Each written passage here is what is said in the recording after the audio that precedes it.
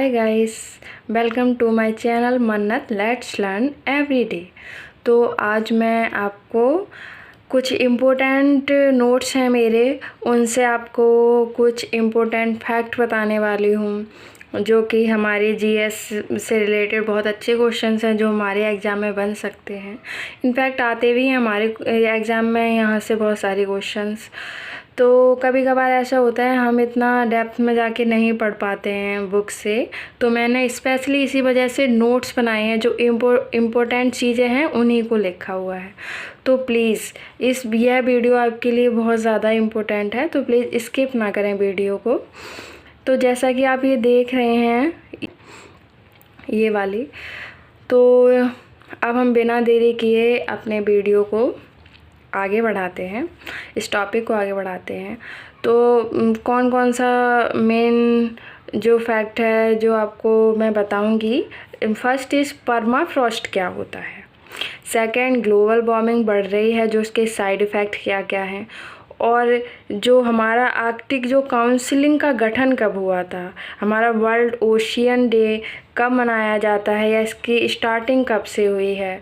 और मैं आपको एक और चीज़ बताऊंगी कि ये जो ग्लोबल वार्मिंग हो रही है, जो हमारी परमाफ्रॉस्ट एंड आर्कटिक ओशियन जो कंटिन्यूसली मेल्ट हो रहा है, तो जो इसका जो एविडेंस मिला है, तो ये कहाँ से मिला है, हमें कैसे पता चला है कि आइस पिघल रही है, ये सारी चीज़ें मैं आपको आज यहाँ पे बताऊँगी।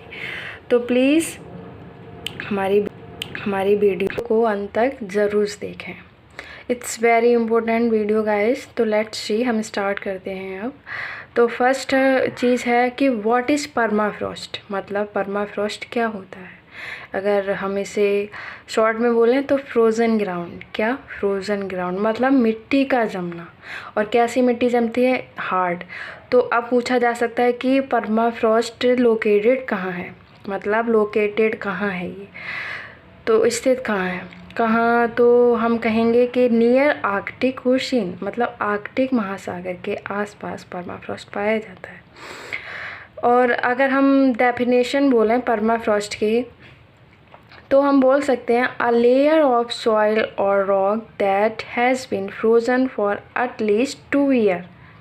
ओके, तो अब हमारा एक और क्वेश्चन बन सकता है कि परमाफ्रॉस्ट एब्जॉर्ब करता है, किस चीज़ को एब्जॉर्ब करता है, तो ये कार्बन को एब्जॉर्ब करता है। ओके, तो अब हम आगे देखते हैं। जैसे यहाँ पे लिखा है कि ग्लोबल वार्मिंग के कारण जो हमारा permafrost and Arctic ocean continuously melt हो रहे हैं, तो उनके पिघलने से क्या प्रभाव होगा।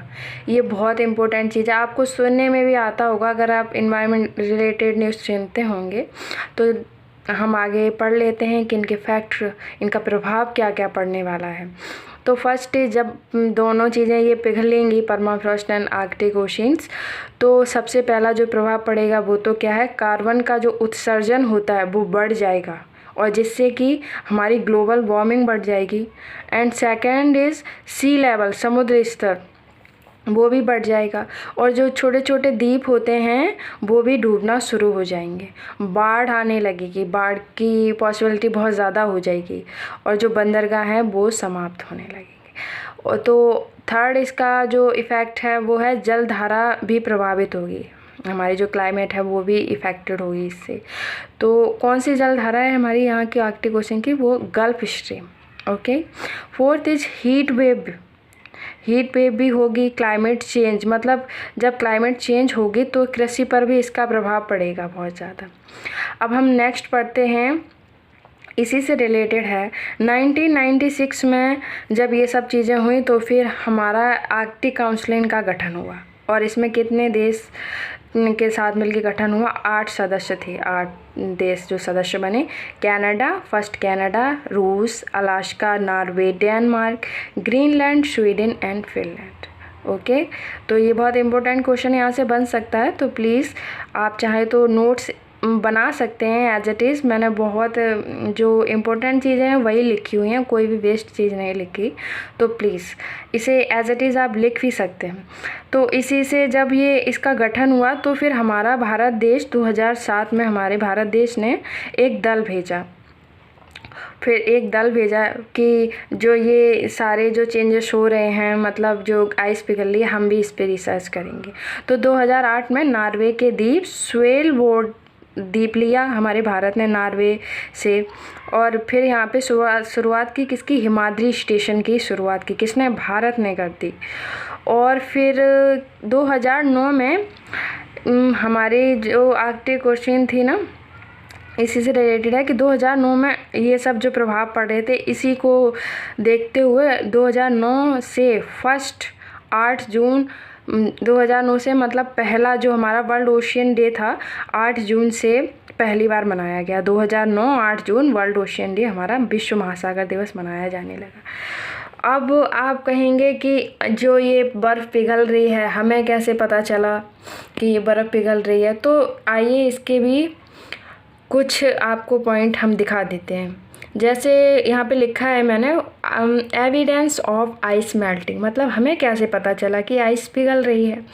तो फर्स्ट इसका जो आंसर होगा, जो हमारा आर्कटिक ओशियन है उसका जो कलर है ना, वो ग्रीन कलर होता जा रहा है। कितने प्रतिशत ग्रीन कलर का वो हो गया, 29.4% भाग हरा दिखाई पड़ने लगा। अब आप कहेंगे कैसे? क्योंकि यहाँ पे जो लाइकेन है वो बढ़ रहे हैं। कैसे? लाइकेन की जो मात्रा, मतलब यहाँ पे लाइकेन बढ़ने लगे हैं।